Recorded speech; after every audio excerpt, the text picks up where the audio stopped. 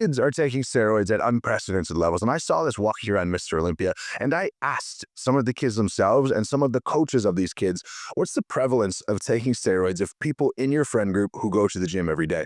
And they literally said, it's about 1 in 2. That was the consistent answer, about 50%. And that's a self-reported 50%. So guess what? It's probably like 75% of regular gym goers as teens are doing drugs. And this includes your perfect child or your best friend or your boyfriend who says he's not doing it. It's entirely possible. And there's only one thing you need to do to find out if they actually are. And I'm going to tell you that towards the end of the video. But let's talk about why this is a problem first. Let's talk about side effects and long-term side effects. Well, we've got physical and we've got mental. Physical long-term side effects, we're talking acne, we're talking oily skin, we're talking early fused growth plates, we're talking dysregulated hormones for the entirety of your life. Psychologically, we've got major mood disorders with anxiety and depression. It is going to fuel the fire, and it's fueling a fire that the gym should be solving. And most people wants to use the gym to improve their mental health and how they feel about themselves. And unfortunately, for people under 25 who don't have the cognitive ability to understand long-term consequences, this could feel like, I will feel better about myself the better I look, rather than I will feel good about myself by accomplishing a body through hard work, through discipline, through dedication, or even simpler, this is going to be my reprieve from my day. This is the space that I can go and move my body and hang out with my friends and get my heart rate up and do these things that cognitive behavioral therapy would suggest would be incredibly good for teens to reduce the risk of depression and anxiety. But you just put a little bit of testosterone on that and it's game over. And now has the opposite effect. And it makes sense because you walk around the Olympia and you look at these kids and they are absolute phenom. They look incredible. There's no doubt about it. I walk around and you pull every 17-year-old who's at the Olympia and you put them next to me and I'm the least shredded person. Not that I'm incredibly shredded. I am incredibly shredded, but there's a lot of haters out there who claim that I'm not. Let's say that I'm not. Well, they are literally all like veins all over them. Every single one of them has a shredded six-pack, which is cool. I mean, it's great. It looks good. But the consequence is far greater than looking cool for a couple of years as a teenager. Just if you get a cool car, it's going to do the same thing, to be honest. Now, we have to understand that at 25 years old is when males develop a prefrontal cortex enough to understand long-term consequences. Many of us never understand long-term consequences, but researchers say 25 years old is when we're supposed to understand. So anything younger than 25, you shouldn't even have your own opinion, frankly, on your long-term consequence. Or I suppose you shouldn't have your own opinion on things that could cause long-term consequence because you don't understand. It's just physiologically impossible. Now, yes, you have to choose to go to university at 18 and what degree you're going to take and what's your career going to be. It's not a good thing. It doesn't work. It literally does not work. Ask all your friends who went to university or older friends, what are they doing now? 90% of them will laugh about how their degree is useless. That's a totally separate video. But let's understand that first. We can't put too much onus on people who don't understand consequences to then say that they should understand the consequences of their actions because there are obvious upsides to taking performance-enhancing drugs. You get more muscular, you get stronger. You look like the people you're aspiring to be. At Mr. Olympia, the people who are winning the contests. And frankly, the people who are walking around, every other person at Mr. Olympia looks like they are an IFBB pro, and frankly, they probably are. But I know people who literally peaked in preps to go walk around the show. If you're a kid and this is your impression of the fitness world, how do you not have the pressure to go do something, to be leaner, to be bigger, to look kind of like everyone else in that space? Now, bear with me, because yes, of course, they have some personal responsibility. Now, first, let's talk about why it actually doesn't really even make sense. When you're about 10 years old, your testosterone starts to increase rapidly. And on a scale, when we look at 10 to 80 years old or so, here's the chart here. It's absolutely exponential. It goes through the roof very, very quickly. And your body's just learning what to do with these. Now, it comes out in a lot of different ways. One, your body learns how to put on muscle, how to move, how to be coordinated. And it hits at slightly different ages. And this is why athletes who are great at 13 years old, males particularly, will they be great at 18? You actually don't really know until everyone hits puberty. But you can see that that's the difference. It also results in a lot of mood disorders, a lot of angsty behavior, a lot of aggressive behavior. It results in acne, oily skin. increase muscle, increase strength, increase athleticism, all of these things that exogenous testosterone can help with as well. But you already have it in droves at this age. It is increasing to a rapid degree. And there's no sense in putting fuel on a very volatile fire. The most volatile human beings on the planet are males from 14 to 20 years old. And statistically, this is true. And it's true for a multitude of reasons, testosterone being one of them. But if we combine testosterone, the psychological effects, and the physical increased capacity with the lack of understanding of what that's actually going to do to your body, well, we're throwing testosterone on a testosterone-fueled fire. It's going to result in bad things. Now, building muscle isn't like getting strong.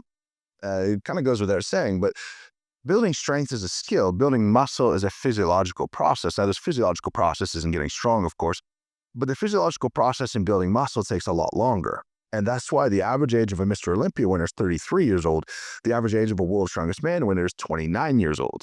If we put this in the context of fully matured individuals, let's say 23 years old for male, physically fully matured, that's the difference between 6 years and 10 years. It literally takes 40% longer being an adult to be a world champion bodybuilder than be a world champion strength athlete.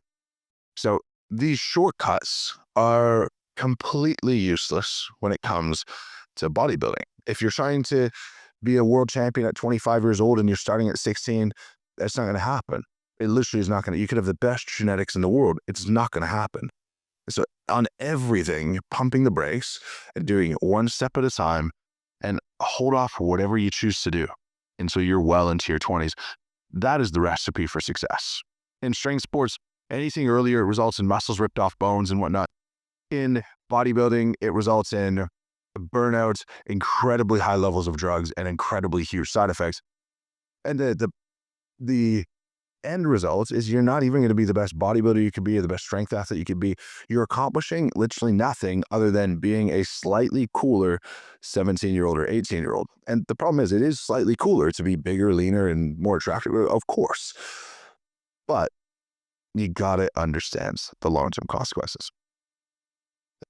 Now, these people, these kids, they have this incentive. They then choose to do whatever they do, and they don't understand the consequences. This is very different to me than an adult who chooses what they want to do. If you're an adult, which to me in this world is not 18 years old, it is 25 years old when you fully understand long-term consequences. Take math. I don't care. You're an adult, go for your life. But until then, the people around you, and if you're watching this, if you're around people under 25 strength training on a regular basis, you have to take care of them. The responsibility is on you to help these people understand and to put safeguards in that they cannot do what they want to do because they don't understand the consequence. If you don't understand the consequence, how can you be responsible for the outcome? Ultimately, your parents, your uncles, your aunts, those are the people who are going to be responsible. Now, let's talk about how you can identify this in your kid, in your niece, in your nephew, in your friend, in your friend's kid. Well, we've got the increased muscle, oily skin, acne, the side effects that can be managed. Balding, premature. I was almost bald at 16, which is just a shame. I was doomed from the beginning. But those things are as difficult because they happen anyway. So there's one thing, and it baffles me that people don't understand. So there's one thing that you need to do, and you will know every time. There's no hiding. Get blood work done. If you have a kid, teen, early 20s, or if you're a teen, and you're in your early 20s or whatever, get your blood work done. And there's one number that matters. Parents, people who care about these younger people who are lifting, who might be influenced the wrong way, one number. What is your testosterone? Every little different compound that I'm not going to name because I don't want to give credence to them, every little compound, they all will work to increase testosterone. And yes, there are other things that people could be doing, but let's just take something that totally wouldn't show up on that blood work and growth hormone. Your child, unless you are a British aristocrat, cannot afford growth hormone. And if they think they're taking it, they're not. So they're not ruining themselves forever. They're just putting something into their body that's a bit stupid. Not a good idea. But the big elephant is, what is your testosterone? That's what's going to cause the major long-term damage. That's what's going to shut down their body. That's what's going to cause mood disorders. That's what's going to cause all of these horrible things that can happen when young people decide to take performance-enhancing drugs. And as simple as that. You take your kid who seems muscular, who seems strong for his age, and go, we are getting your blood work tested, and that is not a choice. And you really only have to do it maybe once every 6 months, maybe once every 3 months. Don't give them a 3-month heads up that you're going to do it. Just say, hey, we're going to go do this. By the way, it's not a choice. And guess what? If that kid gets offended, they're doing it. They're doing it. Because if you say to your kid who's not doing it, we're going to get blood work done because I want to make sure that you're not taking steroids, the kid is going to be like, fucking, wow. Thanks. Let me go prove it to you. I love it. And then they'll go tell all their friends. My dad, my mom, my aunt, whatever, was so concerned about me that they got a blood test to prove that I didn't accomplish this Greek god of a body naturally. And the confidence will go through the roof. They'll love it. And if they don't love it, it's because they need your help and they need your guidance. And yeah, will they fight you on it? Yes, but they're teens. They're going to fight you on absolutely everything. This is a fight worth picking. This is a fight worth picking, in my opinion, more than the fight of don't go to a party, more than the fight of don't skip class. I am, as much as I'm being dad right now to people, skip class. Go have fun with your friends. School is nonsense. The entirety of it's ridiculous, but that's a topic for another video. And all right, that's that. That's what you need to do. Parents, it is what you need to do for your children. Kids, it is what you need to do for your friends. If you care about your friends and you want to show them your love, go get them to get their blood work taken. Testosterone. Don't ask them if they're doing something. Whatever they say, it doesn't matter. You ask homeless people, are you doing meth? And they're going to be like, no. Yeah, you are. I can tell you are. And it's sort of the same thing with drugs. Anyway, thank you very much for watching us. As always, lift every beacon. Let me know your thoughts down below. This absolutely shocks me when I went to the Olympia.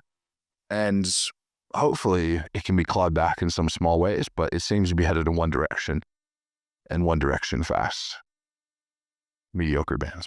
Lift every beacon. Thanks guys for watching. Until tomorrow, please subscribe to the channel.